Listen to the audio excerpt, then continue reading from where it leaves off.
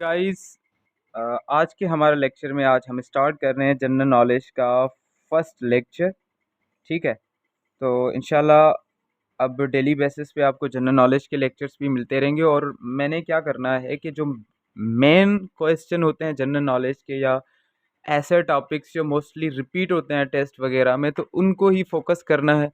तो आज के हम लेक्चर में पढ़ने वाले हैं ओशंस के बारे में और दुनिया के कौन से और कितने बड़े ओशंस हैं, उनकी एरिया क्या है, उनकी डीपेस्ट पॉइंट क्या है, ये सारी चीज़ें इसी लेक्चर में हम कवर करेंगे। सबसे पहले कुछ जनरल बातें करते हैं इस ओशन के बारे में या वाटर के बारे में। तो ये अर्थ जो है इस पे तकरीबन 70.1% जो है सिर्फ वाटर है। क्या है? वाटर है। अब ये वाटर जो है, ये अर्थ का, ये समझ लें, ये जो कलेक्टिवली जो बॉडीज है ना, वाटर बॉडीज, इन सब को जो अर्थ पे मिलती है इनको कहा जाता है हाइड्रोस्फीयर। क्या कहा जाता है? हाइड्रोस्फीयर कहा जाता है। ठीक है, ये आपने पॉइंट याद रखनी है। कितना परसेंट पानी है अर्थ पे? 71% वाटर है। कलेक्टिवली जो वाटर बॉडीज़ हैं, ये सारी जो मास ऑफ वाटर हैं, इन्हें हम कहेंगे हाइड्रोस्फीयर। और सबसे बड़ी बात ये है कि ये हाइड्रोस्फीयर इतना इम्पॉर्टेंट है कि मोस्टली पूछा जाता है या मोस्टली इन ओशंस के बारे में बात होती है। हर टेस्ट में मोस्टली इसी में से सवाल आ रहे होते हैं। तो आज का टॉपिक इसीलिए मैंने सेलेक्ट किया है। वन बाय वन हम पढ़ेंगे। अब देखेंगे ओशन क्या है। A large body of water, एक बड़ी बॉडी, पानी की बड़ी बॉडी को हम क्या कहेंगे? ओशन कहलाएगी। अब ओशन क्या होता है? समुंदर। ठीक है। अब आप लोग कहेंगे सर सी भी तो समुंदर को कहा जाता है, लेकिन बात सुने, ये जो ओशन और सीज हैं, इनमें बहुत ज़्यादा डिफरेंस है। इन दोनों में बहुत बड़ा डिफरेंस है। अब इस तरह की जो वाटर बॉडीज़ होती हैं, इसी तरह की, जिसे हम ओशन कहते हैं, इसी तरह की वाटर बॉडीज़ को हम क्या कहते हैं? सी कहते हैं। पर मेनली क्या होता है, ओशन जो है ना, ओशन वाटर की बॉडीज़ होती हैं, वो कंटिनेंट को सेपरेट करती हैं। ठीक है, क्या करती हैं?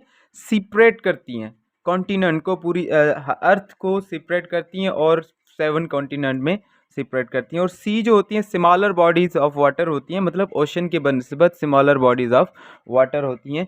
तो इसीलिए आज हम लेक्चर पढ़ रहे हैं ओशन के बारे में। सेकेंड बात यहाँ करता चलूँ कि जो ओशन का सरफेस है,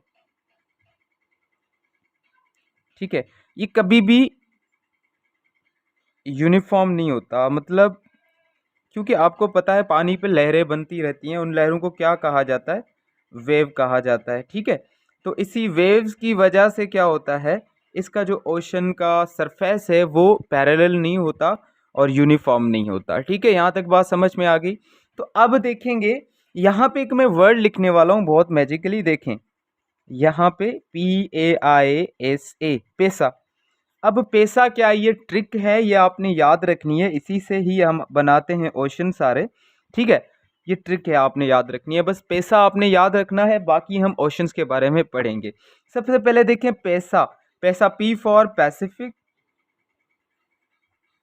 ओशन। ठीक है। A for Atlantic ocean.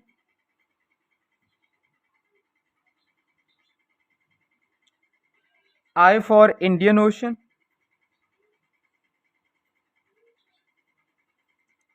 And S for southern ocean.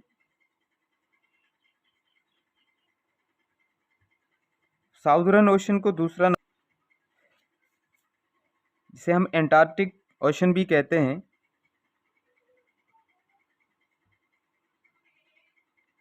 ठीक है। और A फॉर आर्कटिक ओशन। देखिए ये कितनी आसान ट्रिक है इनके नाम याद रखने के लिए।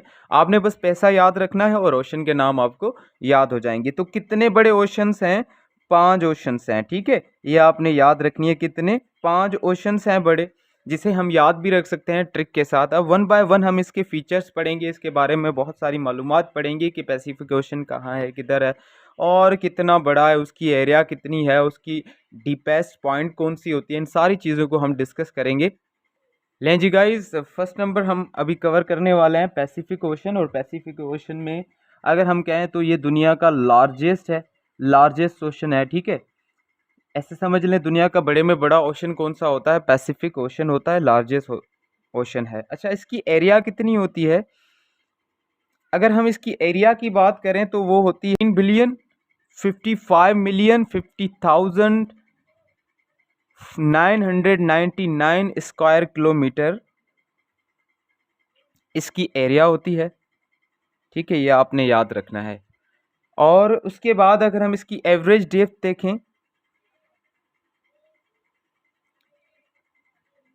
इसकी एवरेज डेप्थ होती है तकरीबन 4,000 मीटर्स, ठीक है। ये भी आपने याद रखनी है। कितनी?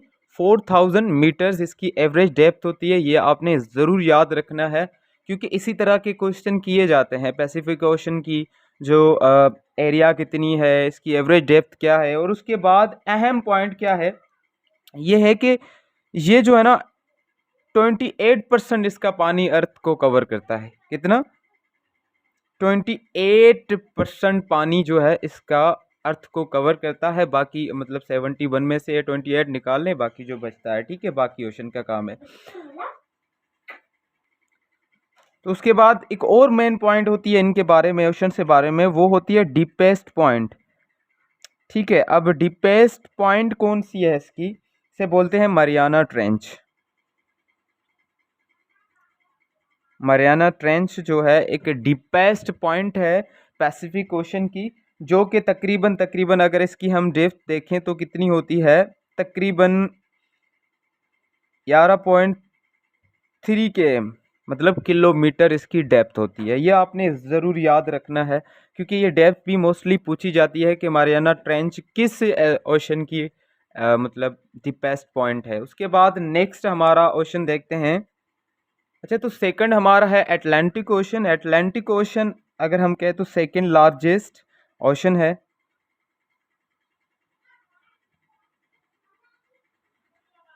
अगर हम इसकी एरिया की बात करें तो इसकी एरिया होती है तकरीबन 76,762,000 स्क्वायर किलोमीटर्स, ठीक है। ये आपने याद रखना है। बात करें कि इसकी जो एवरेज डेप्थ है वो कितनी होती है, एवरेज डेप्थ, इसकी एवरेज डेप्थ होती है तकरीबन 3,900 मीटर्स, मगर पैसिफिक ओशन की कितनी थी, 4,000 मीटर्स, और इसकी है 3,900 मीटर्स, मतलब 100 मीटर कम है इसकी एवरेज डेप्थ। और इसकी जो डीपेस्ट पॉइंट है उसे हम बोलते हैं पोर्टो ट्रेंच,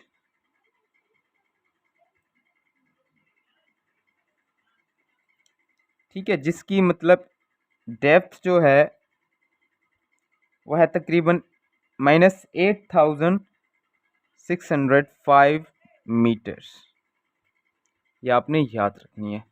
अच्छा, तो ये अहम पॉइंट्स होती हैं जो आपने नोटिस करनी है, नोट्स बना लेने, और उसके बाद जो है इन्हें याद करना है। अगर हम इंडियन ओशन की बात करें तो ये थर्ड लार्जेस्ट ओशन है ऑफ द वर्ल्ड, और अगर इसकी हम एरिया की बात करेंगे तो तकरीबन 68,556,000 स्क्वायर किलोमीटर इसकी जो है एरिया है। अगर हम इसकी डीपेस्ट पॉइंट, एवरेज जो डीप पॉइंट होती है, इसकी एवरेज डेप्थ होती है जो, अगर उसकी बात करेंगे तो ये तकरीबन ऐसे समझ लें 3,900 मीटर्स इसकी जो एवरेज डेप्थ होती है, ये आपने याद रखनी है। जैसे कि हम पीछे भी पढ़ के आए थे, अटलांटिक ओशन की भी यही सेम एवरेज डेप्थ थी और इसकी भी यही एवरेज डेप्थ है। मगर इसकी जो अहम बात है, ये बात आपने याद रखनी है, जो डीपेस्ट पॉइंट है ना इसकी, डीपेस्ट पॉइंट वो है जावा ट्रेंच। कौन सी? Java trench. मतलब इंडियन ओशन की अगर हम बात करें तो इसकी डीपेस्ट जो पॉइंट है वो जावा ट्रेंच है। अब जावा ट्रेंच की डेप्थ कितनी है, तकरीबन इसकी जो डेप्थ है वो 7,000 -7,000 258 मीटर्स है, ये आपने याद रखनी है। कितनी? 7250 पॉइंट है जावा ट्रेंच, उसकी डेप्थ है। उसके बाद यही ओशन जो है, इसको इस नाम से भी जाना जाता है, इसकी वजह से बारिशें भी बहुत होती हैं, मानसून भी बहुत होता है। तो यही ओशन है जो जाना जाता है मानसून की वजह से, इसको इस नाम से भी जानते हैं, मानसूनल वेदर, काजिंग वेदर जो ये काज करता है, इसीलिए यहाँ से बारिशें भी बहुत ज़्यादा उठती हैं और इस पर ये नाम भी पड़ा है। चलो, तो फोर्थ नंबर हमारा जो ओशन है एंटार्क्टिक ओशन है। एंटार्क्टिक ओशन अगर हम बात करें तो इसकी एरिया तकरीबन होती है 22 मिलियन स्क्वायर किलोमीटर। ठीक है, इसकी एरिया होती है 22 मिलियन स्क्वायर किलोमीटर, इसकी एरिया होती है तकरीबन। अगर इसकी हम एवरेज डेप्थ की बात करें,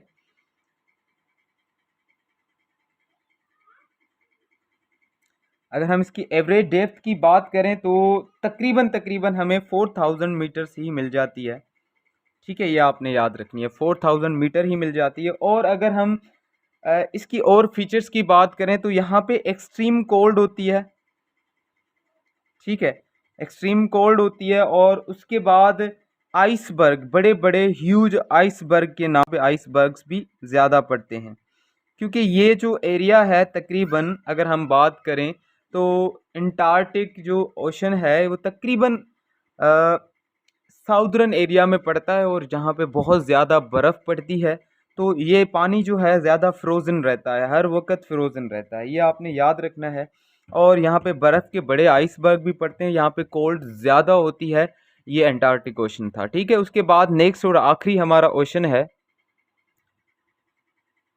चाहे तो Arctic ocean is the smallest ocean, ये स्मॉलेस्ट ओशन है ऑफ द वर्ल्ड। ठीक है, और उसके बाद अगर हम इसकी एरिया की बात करें तो एरिया इसका होता है तकरीबन 15 मिलियन स्क्वायर किलोमीटर। ठीक है, इसकी एरिया होती है 15 मिलियन स्क्वायर किलोमीटर की। अगर हम इसकी एवरेज डेप्थ की बात करें तो तकरीबन हमें मिलती है इसकी 1200 मीटर्स। ठीक है, 1200 मीटर की जो है इसकी एवरेज डेप्थ मिलती है हमें। और अगर हम इसके डीपेस्ट पॉइंट की बात करें, ठीक है, डीपेस्ट पॉइंट की बात करें तो वो है फेरम बेसन। ठीक है, फ्रेम बेसन। और इसकी जो डेप्थ है ना इस फ्रेम बेसन की, डीपेस्ट पॉइंट की, वो तकरीबन होती है 4665 मीटर्स। ठीक है, -4665 मीटर इसकी जो है डेप्थ होती है। तो ये थे ओशंस के बारे में इंफॉर्मेशन। इंशाल्लाह नेक्स्ट लेक्चर में हम पढ़ेंगे कि सीज़ कौन से हैं, बड़े सीज़ की बात करेंगे, उनकी एरिया की, उनकी डीपेस्ट पॉइंट की भी बात करेंगे, और वो कहाँ कहाँ पे है, कितनी एरिया कवर करते हैं, उसके बारे में पढ़ेंगे। आज के लेक्चर में इतना ही, बस आपने ये पैसा याद रखना है। पैसा याद रखने से आपको पूरा पैसिफिक, अटलांटिक, इंडियन, साउदर्न और आर्कटिक ओशन सारा याद हो जाएगा। नेक्स्ट लेक्चर में मिलते हैं। अल्लाह हाफिज़।